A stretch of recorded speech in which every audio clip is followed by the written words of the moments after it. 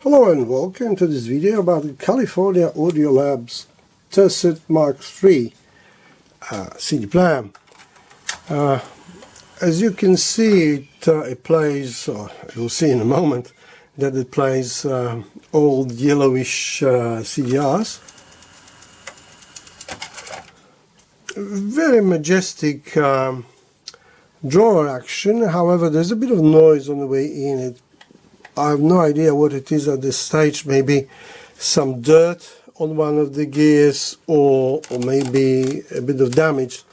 I just put it together. There's another video about this player, or part of it, the mechanism.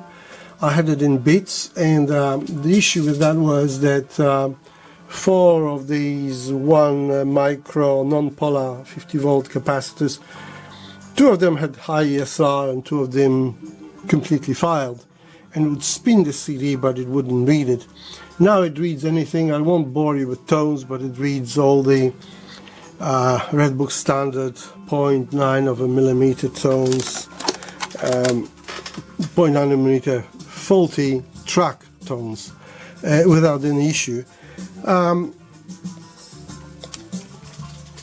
As in many players that aspire to high end, it's got 2 transformers of decent enough size, probably much too large, and fairly elaborate power supply, many Elna capacitors, and then there are some Nishikons.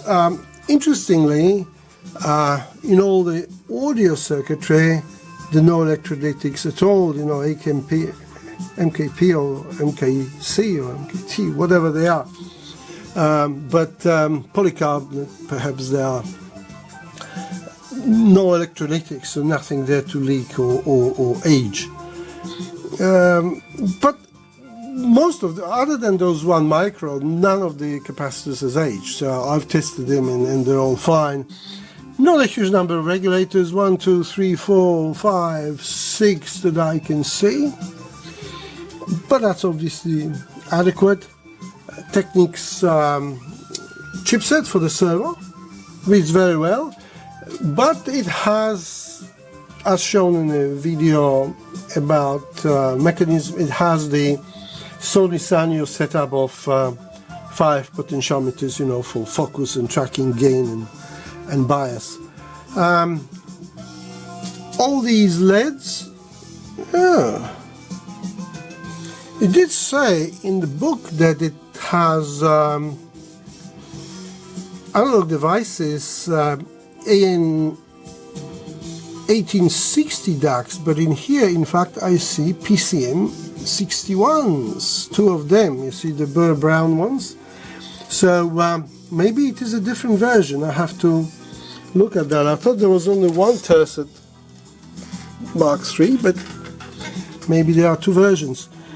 So there it is. I have no idea what's the story with LEDs. LEDs sometimes are there to confirm that the circuit works okay, and sometimes they are used for their voltage drop and stabilizing some working point.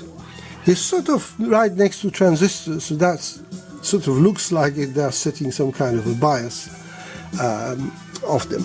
But I have no idea. I haven't got the diagram, and I haven't really studied that. So that's all, folks. The player is sort of decent enough. It has a rack mount ears, so maybe it will end up in my rack, where currently I have a Tascam.